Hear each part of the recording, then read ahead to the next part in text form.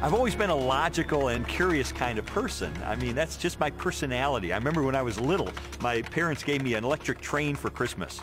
And then a couple hours later, my dad finds me in the garage, and I'm throwing the locomotive against the cement floor, trying to break it open. He said, "What are you doing?" And I said, "Well, I'm just trying to figure out how it works."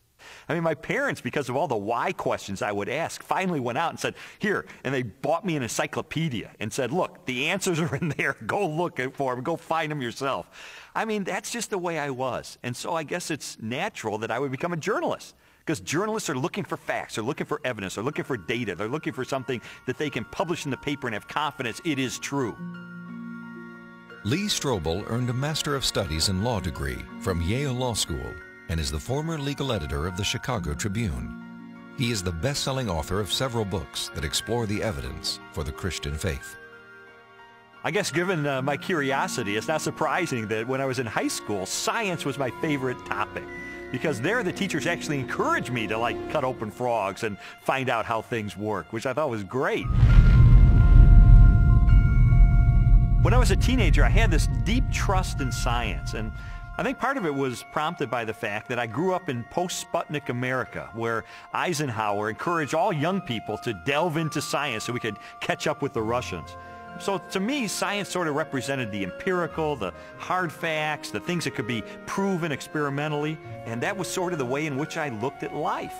I thought people who had faith, people who believed in supernatural things like God, I saw that as a sign of weakness because, do you have any data to back that up? In the autumn of 1966, Strobel's interest in science led to a life-changing decision.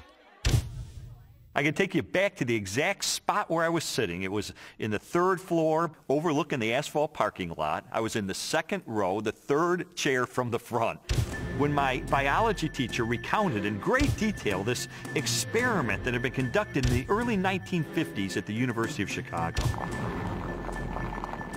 This experiment that impressed Strobel so deeply was one of the most famous in the history of science. In 1953, Stanley Miller, a graduate chemistry student, tried to demonstrate how life first emerged on Earth. Miller attempted to reproduce the Earth's early atmosphere. He pumped hydrogen, methane, ammonia, and a small amount of water vapor into a maze of glassware. Then sparked the gases with electrical discharges to simulate lightning. After 5 days, he discovered what he had hoped for: a few simple amino acids, the basic building blocks of living organisms, had collected in the dark residue at the bottom of the glass. Many hailed Miller's experiment as proof that essential components of life could have formed in the oceans of the Earth billions of years ago. The philosophical implications of Miller's experiment were instantly obvious to me. And for me, it was a eureka moment because I heard this and I thought, wait a minute. If you can show scientifically that life can emerge without any outside assistance, if life can emerge just from naturalistic circumstances, then God was out of a job. From there, the acceptance of Darwinian evolution, and full-blown atheism for that matter, was pretty easy. Because if living organisms could emerge by themselves out of this primordial soup without the assistance of any kind of a god or supernatural intervention, then they certainly could develop naturally over the eons into more and more complex creatures, just as Charles Darwin theorized in his book On the Origin of Species. As Strobel embraced Darwinism and its atheistic implications, he was surprised to discover that many Christians believed their faith was compatible with Darwinian evolution. There's no way you can harmonize neo-Darwinism with Christianity. I could never understand Christians who would say, well, I believe in God, and yet I believe in evolution as well. You see, Darwin's ideas about the development of life led to his theory that modern science now generally defines as an undirected process, completely devoid of any purpose or plan. Now, how could God direct an undirected process? How could God have purpose and a plan behind a system that has no plan and no purpose. It just does not make sense. Didn't make sense to me in 1966, and it doesn't make sense to me now. In 1972, Lee Strobel married Leslie Herdler. 5 years later, Leslie, an agnostic, became a Christian. And I thought, this is divorce. This is going to be the end of our marriage. But all the negative things I expected to happen in her as a result of her newfound faith, they didn't happen. And instead, I saw positive changes in her values and her character and the way she related to me and the children. And I thought, wait a minute, she is attributing this to God. And I don't believe God exists. And so that was the main thing that prompted me to say, maybe I need to really investigate this and get to the bottom of this and determine, is there really any rational way I could ever believe that this kind of a God really exists and really causes this kind of transformation in a human being? And so I decided to use my legal training and journalism training, my scientific curiosity, to systematically investigate, is there any credibility to the Christian faith? Because science had played such an instrumental role in his turn to atheism, Strobel embarked on an investigation of major discoveries in biology, chemistry, cosmology, and physics. His studies spanned more than 20 years and included interviews with scientists and scholars as he sought to determine for himself what these discoveries implied about the reality of a creator. Throughout his inquiry, one question remained constant. Does the evidence uncovered by contemporary science point us toward or away from the existence of God? Two-time Nobel Prize winner Linus Pauling once said that science should be the search for truth.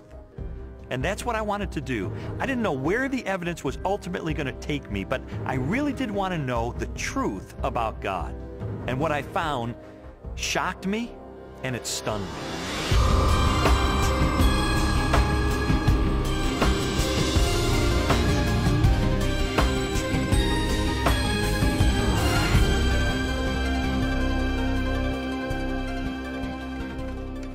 Strobel's search began with an examination of evidence that challenged materialistic theories of life's origin.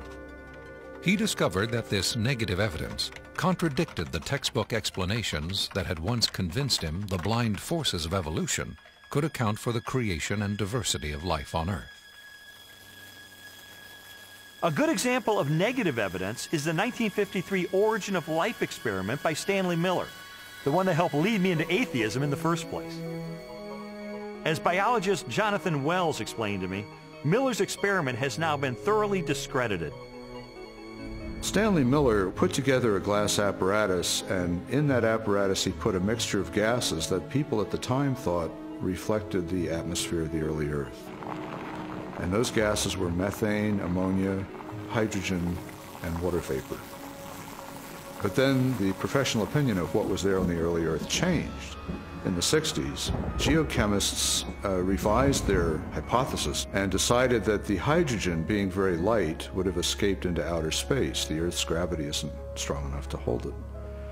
And probably the early Earth's atmosphere then consisted of what we now see coming out of volcanoes today, namely carbon dioxide, nitrogen, and water vapor. Well, if the early Earth's atmosphere consisted of those gases, then Stanley Miller's experiment would not work. In fact, he himself tried it with those gases, and he found that he couldn't produce any amino acids at all. So the experiment falls apart once you use a more realistic mixture of gases in the apparatus. Miller's test has been repeated many times using the correct atmospheric components. The results are always the same. The amino acids that generated so much enthusiasm in 1953 do not appear. Even if Miller's experiment were valid, you're still light years away from making life. It comes down to this. No matter how many molecules you can produce with early Earth conditions, plausible conditions, you're still nowhere near producing a living cell. And here's how I know. If I take a sterile test tube and I put in it a little bit of fluid with just the right salts, just the right balance of acidity and alkalinity, just the right temperature, the perfect solution for a living cell. And I put in it one living cell. This cell is alive. It has everything it needs for life.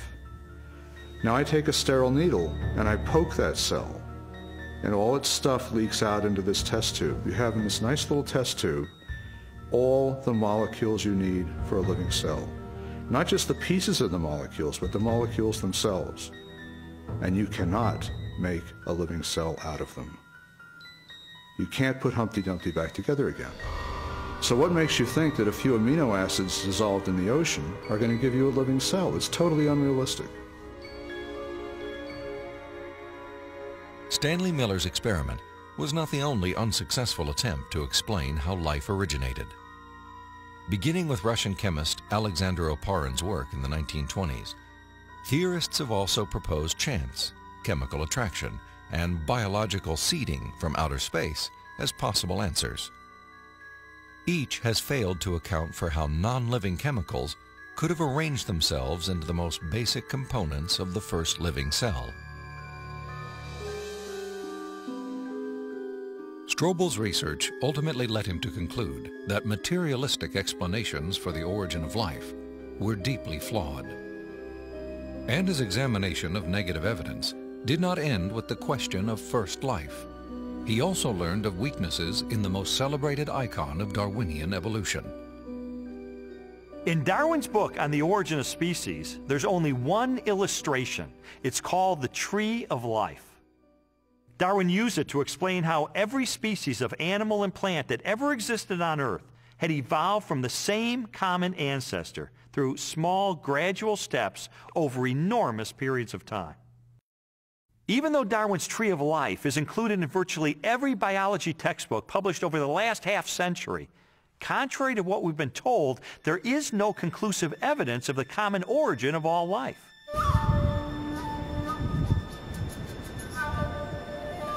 Perhaps the most damaging blow to Darwin's theory is the fossil record.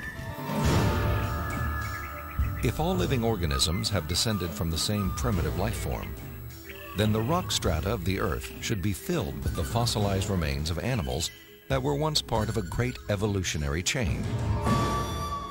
A chain of small biological modifications, ultimately leading to a spectacular diversity of life.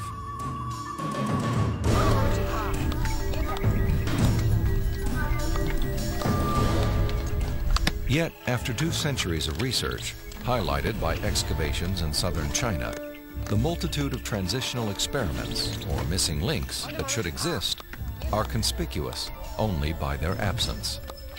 The most graphic example of this void in the fossil record is a geological era known as the Cambrian explosion. The branching tree pattern of Darwin's theory is actually not seen anywhere in the fossil record unless we impose it with our own minds. So the Cambrian explosion is the most dramatic refutation of the Tree of Life. The Cambrian explosion of life was a dramatic episode in geological history. Usually dated at about 530 million years ago, the exquisitely preserved Cambrian fossils reveal that the body plans for virtually every major animal phyla appeared, not gradually and slowly as Darwin had speculated, but instead with astonishing suddenness. If we imagine the whole history of life on Earth taking place in one 24-hour period, the current standard estimates for the origin of life put it at about 3.8 billion years ago, let's say 4 billion.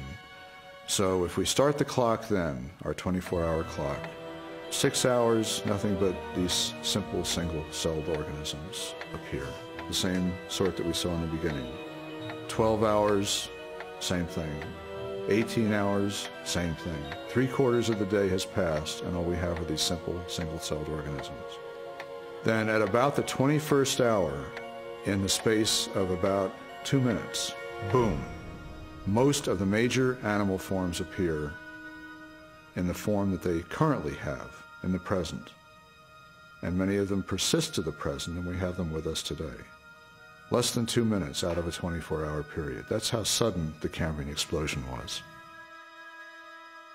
In a geological instant, the animal kingdom leaped from small, relatively simple organisms to extraordinary creatures with spinal cords, compound eyes, and articulated limbs. The record of this explosion of life looks nothing like Darwin's slowly branching tree. Darwin's theory is that there's a tree of life, where you have one organism diverging into many other organisms and big differences appearing at the top. What we really see is from here up. This does not exist in the fossil record. If I were using a botanical illustration, it would be a lawn with separate blades of grass sprouting independently of each other. And those would be the phyla. Now, within each phylum, there is subsequent diversification. But even there, I don't see the branches connecting that would make them a tree of life. As scientists, it's not our job to force the evidence into a theory that just doesn't fit it. And so I have absolutely no desire or reason to uphold Darwin's theory at this point. I think what we're seeing today is a series of scientific discoveries that are opening the eyes of more and more scientists to say, wait a minute, I can no longer believe that pure naturalistic processes can account for the origin and diversity of life. There must be something else here. The challenges to Darwinian theory have led more than 600 scientists with PhDs from major universities throughout the world to sign a document titled A Scientific Dissent from Darwinism. It reads in part, "We are skeptical of the claims for the ability of random mutation and natural selection to account for the complexity of life." These are scientists with PhDs from Stanford and Berkeley and University of Chicago and Cambridge, major universities, who've looked hard and fast at the evidence and walked away saying, I am not convinced. Maybe there's another explanation. Personally, the negative evidence forced me to conclude that Darwinism would require a blind leap of faith that I just had no good reason to make. Strobel's rejection of Darwinism and materialistic science was also based on the large body of positive evidence for intelligent design. Evidence he first confronted in the science of cosmology, which explores the origin of the universe.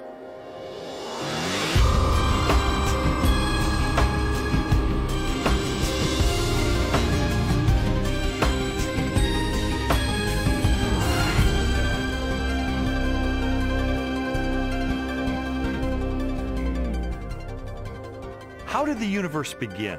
What is its source? Few questions have generated as much controversy through the centuries or inspired as many impassioned opinions. I interviewed William Lane Craig, a philosopher who has devoted much of his career to the study of cosmology and the question of origins. From ancient Greek materialism at the time of Plato and Aristotle up through 19th century idealism, the prevailing view was that the universe is eternal, that the universe never began to exist, that the universe as a whole is, as it were, a static, timeless entity. This belief in an eternal, unchanging universe, for centuries a pillar of Western cosmology, was unexpectedly challenged in 1915 by Albert Einstein's general theory of relativity. Einstein's equations implied a startling possibility. The cosmos was not static, but instead existed in a continual state of either contraction or expansion. Einstein did not like the idea that the universe was dynamic at all. In fact, like almost all scientists at the time in the early 20th century, he assumed the universe was static and eternal. What's interesting and ironic is that he thought he had made some kind of mistake in his equations for the general theory of relativity. But a few years after he developed the theory, a Belgian astronomer named Lemaitre developed a model based upon his equations, which again predicted that the universe was in a continual state of expansion. In 1929, theoretical predictions were confirmed with empirical data. At the Mount Wilson Observatory overlooking Los Angeles, astronomer Edwin Hubble studied light from distant galaxies. Hubble determined that galaxies beyond our Milky Way were moving away from us at a speed proportional to their distance from the Earth. The more distant the galaxy, the faster it is receding. Hubble's landmark discovery led most astronomers and physicists, including Albert Einstein, to a similar conclusion. If the universe is continually expanding, then at earlier points in its history, it must have been smaller and denser.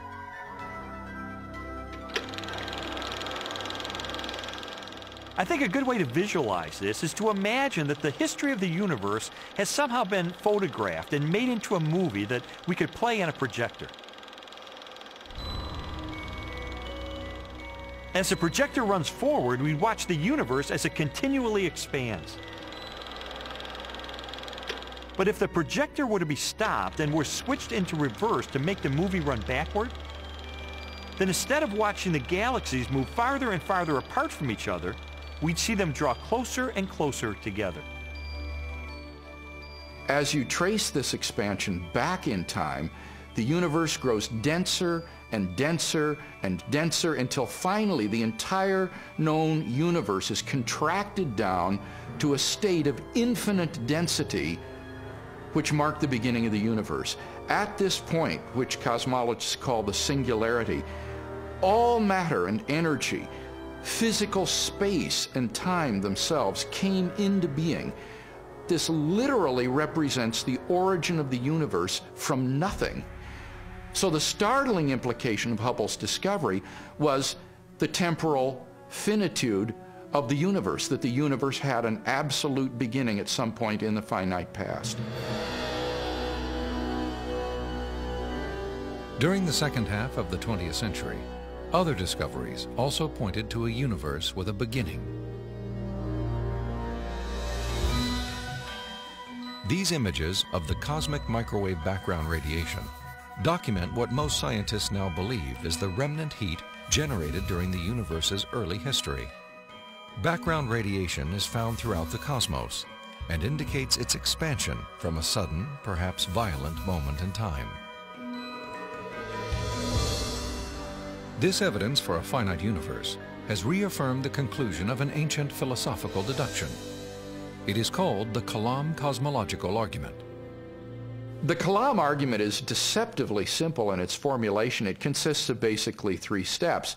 Premise 1 is that whatever begins to exist has a cause. Something cannot come into being uncaused out of absolutely nothing. Premise 2 is that the universe began to exist. And the remarkable development that has occurred is that for the first time, we now have solid scientific evidence for the truth of that second premise, that the universe began to exist. And from those 2 premises, it follows logically, therefore, the universe has a cause of its existence. Whatever begins to exist has a cause. The universe began to exist, therefore the universe has a cause of its existence. And that points to a reality beyond the universe, a transcendent reality beyond space and time, and therefore non-physical and immaterial, which created the universe out of nothing and brought it into being. The implications of a finite universe, coupled with other discoveries of modern cosmology, have led many scientists to unmistakably theological conclusions.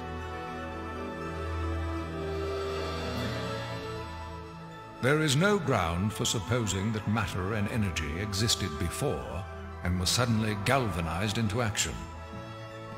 It is simpler to postulate creation ex nihilo, divine will constituting nature from nothingness.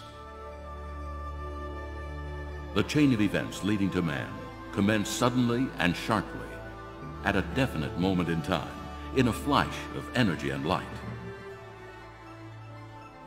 We can't understand the universe in any clear way without the supernatural. Supernatural creation of the universe in a flash of energy and light. You know, it sounds an awful lot like the first chapter of Genesis to me. Today, the vast majority of even the most skeptical astronomers and cosmologists believe that the universe had a beginning. This belief isn't based on some theological doctrine. It's based on scientific evidence. And I think if we follow the evidence wherever it points, it points clearly and powerfully and persuasively in the direction of a creator.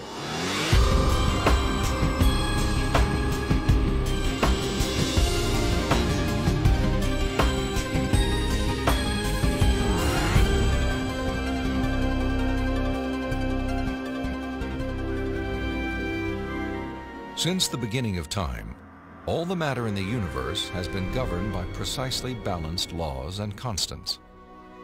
During an interview with Robin Collins, a philosopher with degrees in mathematics and physics, Strobel learned how these laws offer compelling evidence for a creator and conspire to make the universe habitable for life.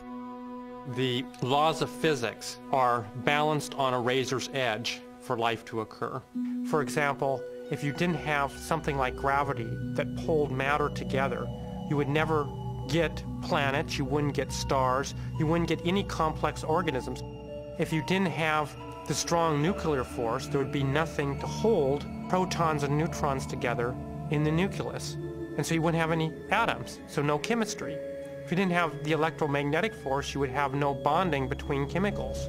You would have no light, and the list goes on. So you need all these sorts of fundamental principles have to be in place in order for life to occur. Wipe out one of those principles, wipe out one of those laws, no life.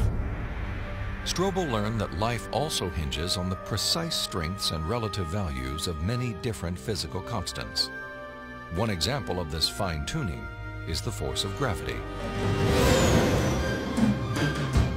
Imagine a ruler divided up into 1-inch increments and then stretched across the entire universe, a distance of some 14 billion light years. For the purposes of illustration, the ruler represents the possible range for gravity. In other words, the setting for the strength of gravity could have been anywhere along the ruler, but it just happens to be situated in exactly the right place so that life is possible. Now, if you were to change the force of gravity by moving the setting just 1 inch compared to the entire width of the universe, the effect on life would be catastrophic. No large-scale life forms could exist. Anything that was more than the size of a pea would be completely crushed. So you might be able to get life of a very, very primitive sort, such as bacteria, but you could never get conscious observers. The strength of gravity is just one of at least 30 separate parameters that must be finely tuned to produce a life-sustaining universe. Another example is the cosmological constant. The cosmological constant describes the expansion speed of space in the universe. If space expands too quickly, then the universe will spread out so quickly that material objects can't form. So you can't get stars and galaxies and planets and the types of things that we, of course, take for granted in our universe. Physicists have determined that the cosmological constant is fine-tuned to 1 part in 100 million billion billion billion billion billion. Such precision has been compared to traveling hundreds of miles into space, then throwing a dart at the Earth and hitting a bullseye measuring 1/trillionth of an inch in diameter, an area less than the width of a single atom. Just consider those two parameters, gravity and the cosmological constant. Their level of fine-tuning is to a precision of 1 part in 100 million trillion, trillion, trillion, trillion, trillion, trillion. I mean, that's like 1 atom in the entire known universe. This fine-tuning is also evident at the atomic level. The strong nuclear force binds atoms together. If the strength of this force were to decrease by 1 part in 10,000 billion billion billion billion, the only element left in the universe would be hydrogen. Again, chemical life would not be possible. The fine-tuning of the laws and forces of physics is so precise that few theorists are comfortable invoking mere chance as an explanation, unless our universe is not the only roll of the dice. If the universe looks like it's fine-tuned for complex life, maybe there's a fine-tuner. Maybe it was fine-tuned for life. And this has certain unsavory theological implications. And so it's not surprising that those committed to a fundamentally materialistic view of reality would try to find an escape hatch. And the most popular escape hatch for this theological implication of fine-tuning is this idea of multiple universes. As its name suggests, the theory of multiple universes proposes that our universe is not alone.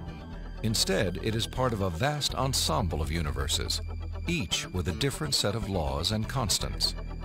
If there's only one universe, then the conclusion that the universe looks fine-tuned because it is fine-tuned is inescapable. But if our universe is just one of a vast set, then you seem to have more resources to play with. Chance gets a new lease on life. I sometimes try to imagine what physicists have in mind that postulate this idea of multiple universes. I mean, what would the generator look like that creates them? Maybe it's like a giant monolith that has dozens of different dials, each of which has to be set to the right physical constant. If we think of these parameters as dials, each of the dials is different. So if you produce enough universes with enough different dial settings, eventually, just by chance, you get one just right. So you might have to produce a trillion universes. But eventually, if you have a generator that's just spitting out just an enormous number of them, then it gets the right dial setting. And then by just chance, you get conditions right for life. So it's a huge cosmic lottery. That's the idea. It's an interesting idea. I mean, there's really only one problem with it. There's no independent evidence that it's true. Besides, it really just pushes the question back a step, because we could still ask, who built the generator?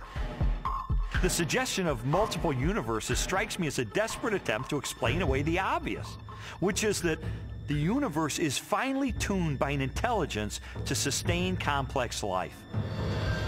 An intelligence that must be beyond the constraints of time and space.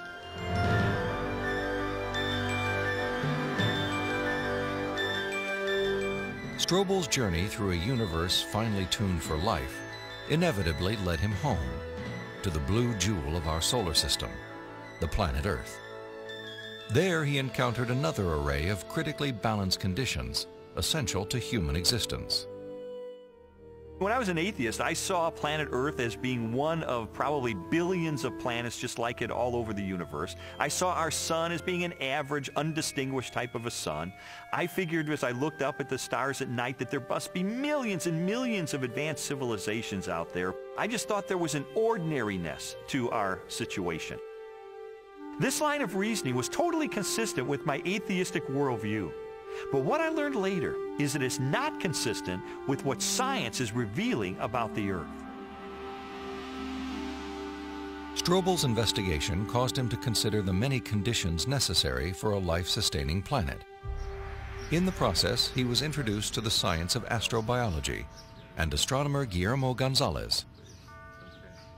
I'm an astrobiologist, and what motivates me is just to examine the conditions necessary for life and look elsewhere in the universe and see if those conditions are met anywhere else. And the answer could be yes, and the answer could be no, and either answer is interesting. For more than a decade, Guillermo Gonzalez has researched the characteristics of a planet required to support complex life. Estimates vary, but a current list of these factors would number at least 20 and include an oxygen-rich atmosphere, liquid water and large continental landmasses, a home star of the right temperature and mass, an orbital path that is neither too far nor too close to the home star, a moon large enough to stabilize the tilt of the planet's axis and the movement of its tides, a magnetic field strong enough to deflect the sun's radiation, and a position in the relatively narrow habitable region of a spiral galaxy. All these factors have to be met at one place and time in the galaxy if you're going to have a planet as habitable as the Earth, which you need for complex and even technological life. Theorists have attempted to calculate the odds of all the necessary factors for life appearing at the same time on the same planet.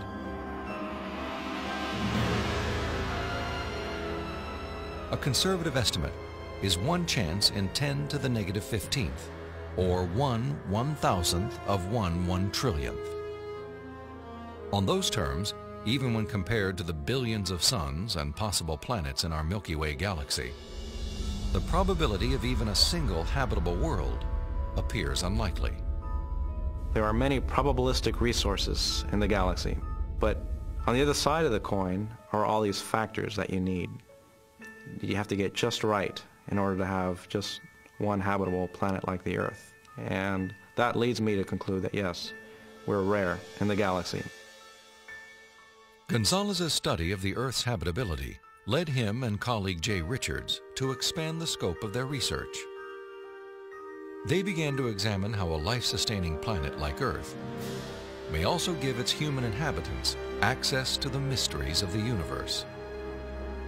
I don't think there has ever been a time in the history of the human race in which at least some people haven't contemplated these questions. We ask, why can we see distant galaxies, millions of light years away in the universe? Why can we postulate what's going on inside atoms or inside black holes? Why are we able to discover things about the universe, to answer questions about its age? For most scientific discoveries that we're able to make, these sorts of things can't be explained in terms of the survival of the fittest of our distant ancestors. Not only our ability to do science, but the openness of the natural world to science just completely outstrips the sort of reductionist and Darwinian explanations that we're used to. In response to this evidence, Richards and Gonzalez have argued that our ability to make scientific discoveries is no fluke or accident. Instead, it points to an underlying purpose behind the universe. It is actually designed for discovery. Guillermo Gonzalez and I spent several years pursuing a hypothesis that those rare things that life needs in a planetary environment, those things that make a planet habitable, also set up the best set of conditions overall for scientific discovery. There are many examples of this correlation, including our planet's oxygen-rich atmosphere, both a critical requirement for our survival and a transparent window that allows us to explore the distant universe.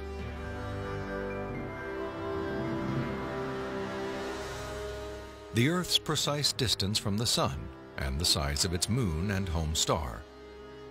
These factors not only control our planet's temperature, axial tilt, and the movement of its tides, they also ensure perfect solar eclipses, phenomena that have provided scientists with invaluable data about the composition of stars and the properties of light. And our location in the Milky Way. The Earth is positioned between 2 spiral arms within a relatively small region where life is possible. As a result, we enjoy an excellent platform for clear, unimpeded views of our galaxy and the rest of the cosmos. I think God intentionally created a habitat for us that allows us to see Him through the creation that He has left behind. And this habitat is conducive for us to do scientific research. It didn't have to be that way, but it is. Why? Because I believe that by doing science, we find God.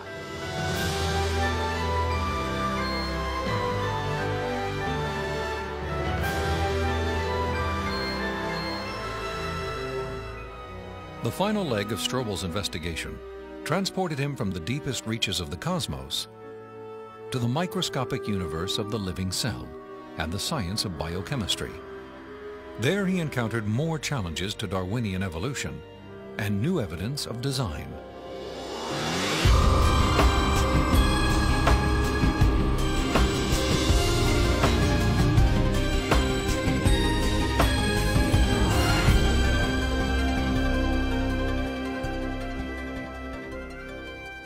Throughout the second half of the 20th century, spectacular technologies revolutionized scientific understanding of the cell, the basic unit of life.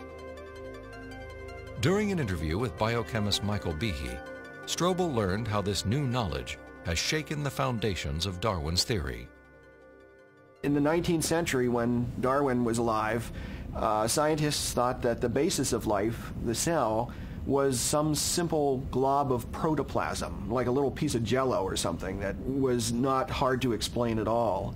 But with the hard work of science in the 20th century, we've seen that the cell is far from simple. It's got very complicated molecular machines and things that are very resistant to Darwinian explanation. Michael Behe has devoted his career to the study of the design and operation of the cell. He has also written extensively on the biochemical challenge to evolution.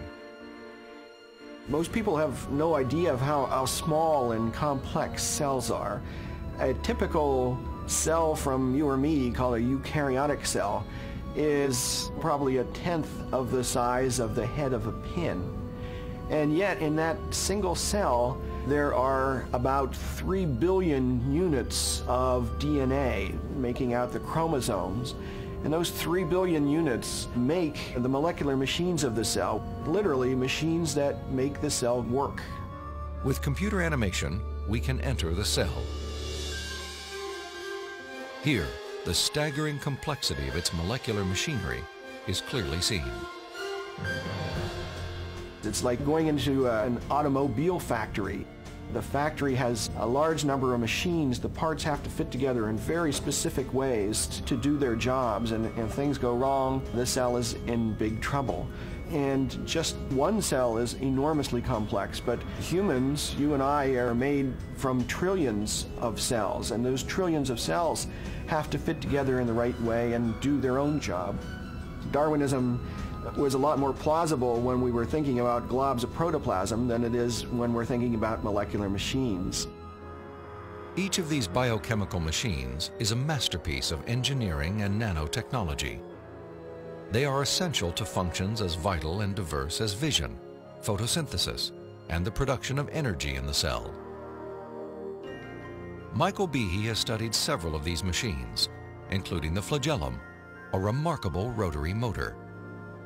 I remember the first time I looked in a biochemistry textbook and I saw a drawing of something called the bacterial flagellum with all of its parts in all of its glory. It had a propeller and a hook region and the drive shaft and the motor. And I looked at that and I said, that's an outboard motor. That's designed, you know, that's no chance assemblage of parts. Behe's reaction was not surprising, especially when the bacterial flagellar motor is animated and magnified more than 50,000 times to display the details of its construction and operation. Howard Berg at Harvard has labeled it the most efficient machine in the universe. These machines, some of them are running at 100,000 RPMs and are hardwired into a signal transduction or sensory mechanism so that it's getting feedback from the environment. It's got some tail proteins which act as the propeller. When the flagellum rotates, these push against the water and therefore push the bacterium forward. And the motor uses a flow of acid from outside of the cell to the inside of the cell to power the turning. The bacterial flagellum has 2 gears, forward and reverse, water-cooled, proton motive force. It has a stator, it has a rotor, it has a U-joint, it has a drive shaft, it has a propeller. It's not convenient that we give them these names. That's truly their function. In all, about 40 different protein parts are required to build a flagellar motor. Half of them are constructor proteins, specialized mechanisms that assemble the flagellum's individual components. Since its discovery, biologists have tried to understand how a machine of such superb design could have arisen gradually, without foresight or plan, through the biological pathway Darwin envisioned. I think what Darwin was trying to show was that things that look designed aren't really designed, but that we can find naturalistic processes to account for the complexity of life. Darwin theorized that every part of every living organism evolved through natural selection, a blind process that acts upon random changes in the cell. Darwin believed that, given enough time, These random variations would transform the simplest cells into the great diversity of life that inhabits our planet. In his study of evolution and molecular machines, Michael Behe has raised a significant challenge to the creative power of Darwin's mechanism of natural selection. It is called irreducible complexity. Irreducible complexity was coined by Mike Behe in describing these molecular machines. Basically what it says is that you have multi-component parts to any given organelle or system in a cell, all of which are necessary for function. That is, if you remove one part, you lose function of that system. Irreducible complexity can be illustrated by a familiar, non-biological machine, a mousetrap. The trap is composed of 5 basic pieces: a catch to hold the bait, a strong spring, a thin bent rod called the hammer, a holding bar to secure the hammer in place, and a platform upon which the entire system is mounted. If any one of these parts is missing or defective, the mechanism will not work. All components of this irreducibly complex system must be present simultaneously for the machine to perform its function. Catching mice.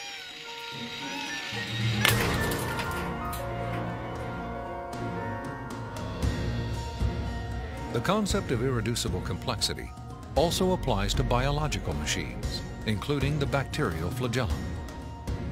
All told, there are about 40 different protein parts which are necessary for this machine to work. And if any of those parts are missing, then either you get a flagellum that doesn't work because it's missing the hook or it's missing the drive shaft or whatever, or it doesn't even get built within the cell.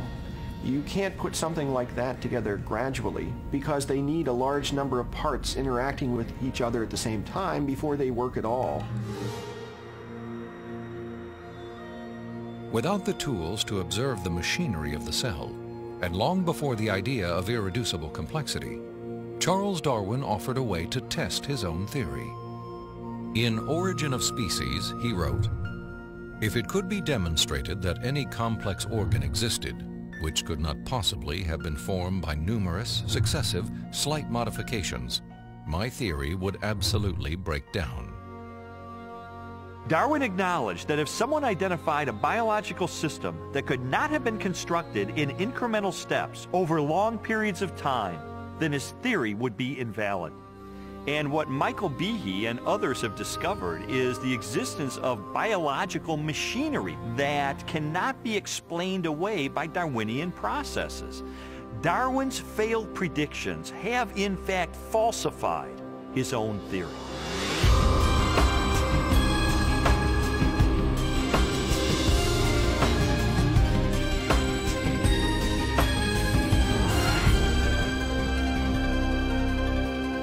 The existence of complex biological machines raises an obvious question. If natural selection wasn't the agent of their construction, then what was? The centerpiece of my investigation was an interview with philosopher of science, Dr. Stephen Meyer. Meyer, who holds a PhD from Cambridge University, brought me face to face with the most efficient information processing system in the universe.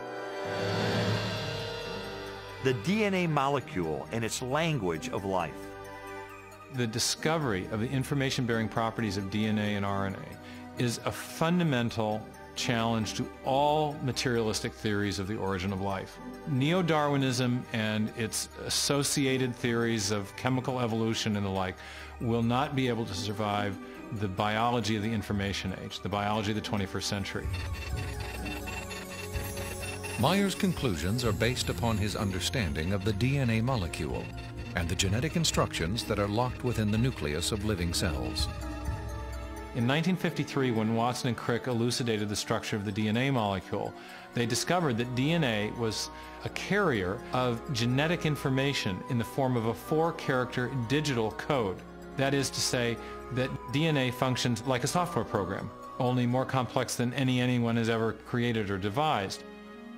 For a biological system to run and operate, it needs genetic information to build the proteins and protein machines that cause the cells to maintain their function. This information is stored in a precise arrangement of 4 chemicals that scientists represent with the letters A, C, T, and G. Sequences of these chemicals provide the instructions necessary to assemble complex protein molecules that in turn help form structures as diverse as eyes, legs, wings, and hearts.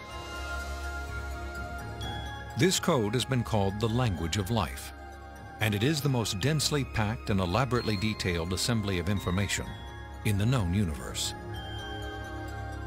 Geneticist Michael Denton has estimated that the amount of biological information necessary to build all of the proteins in all of the species of organisms that have ever existed on planet Earth could be held in a single teaspoon.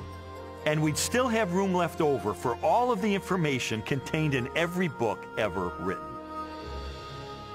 The more I learned about DNA, the more I understood the significance of what Stephen Meyer called the most fundamental question facing biology today. Where did the information in DNA come from? How did it arise in the first place? Well, lots of people have wanted to explain the origin of information by reference to the laws of physics and chemistry or by reference to the chemical properties of the constituent parts of the DNA. But that would be like saying that you could explain the information in this morning's New York Times headline by reference to the physics and chemistry of ink bonding to paper. There is a chemical explanation as to why the ink sticks to the paper, but that does not explain the way the ink got arranged to convey a message that could be understood by speakers of the English language. Information requires a material medium, but it transcends the material medium. An explanation for the origin of the genetic instructions needed to build the first life is the holy grail of 21st century biology. Theories proposing that this information arose through natural selection acting upon non-living molecules, or the self-organizing power of chemicals in a primordial soup, have repeatedly failed. Even time and blind chance, the oft-invoked saviors of implausible biological scenarios, have fallen far short as accounts for the source of the instructions in DNA. Mathematicians, for example, have calculated that a universe filled with monkeys, typing relentlessly throughout the oldest estimated age of the cosmos, would have no realistic chance of producing Shakespeare's play Hamlet, let alone a transcript of the genetic information required to build even the simplest living cell. Based on our uniform and repeated experience, which is the basis of all scientific reasoning about the past, there is only one known cause for the origin of information, and that cause is intelligence. Whether we're looking at a hieroglyphic inscription, a section of text in a book, or a computer software, if you have information and you trace it back to its source, invariably you come to an intelligence. Therefore, when you find information inscribed along the backbone of the DNA molecule in the cell, the most rational inference, based on our repeated experience, is that an intelligence of some kind played a role in the origin of that information. The implications of the scientific evidence, coupled with Meyer's logic, are profound. If we are finding information inside every cell and every living creature, could that not be, in a sense, the signature of a creator?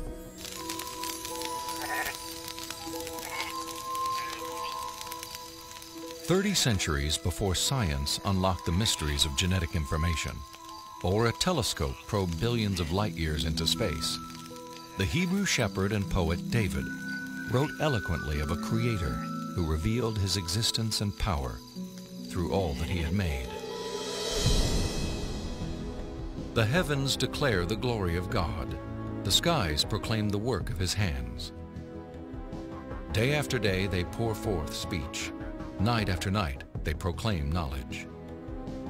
Their voice goes out into all the earth, their words to the end of the world." God himself is invisible. He is a spirit. And yet, one of the purposes he has for us is to find him so we can know him. And he's left behind a series of clues. And sometimes we just have to kind of take our blinders off and get beyond our presuppositions and say, wait a minute, I am going to pursue the evidence of science wherever it points. And if it takes me to a very uncomfortable conclusion that there is a creator, then if the evidence points in that direction, that's the way I'm going to go. According to a lot of the mainstream media, the theory of intelligent design is a faith-based idea. And in saying that, they want to dismiss it as something that has no basis in science. But the media has confused a fundamental issue. They're confusing the evidence for the theory with the implications of the theory. The theory of intelligent design may well have implications that are supportive of theistic belief, but the theory is not based on theistic belief. It's based on the discovery of digital code in cells, miniature machines in cells, the fine-tuning of the laws of physics and chemistry, and standard ways of scientific reasoning about the remote past in the history of life.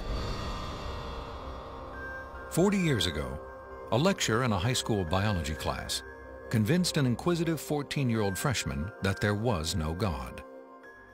Ironically, years later, it was an open-minded investigation of scientific evidence that led Lee Strobel to belief in a creator.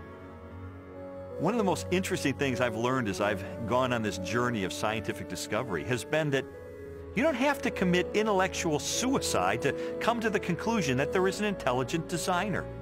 Because today, science is pointing more directly and more powerfully toward a creator than any other time in the history of the world. I was trained in journalism and law to respond to truth. I had to take a step of faith in the same direction that evidence is flowing, which is logical and rational. We do that every day of our life. We make steps of faith based on the evidence that we perceive. And so it was the most logical and rational step I've ever taken to put my faith in the creator that science tells me exists.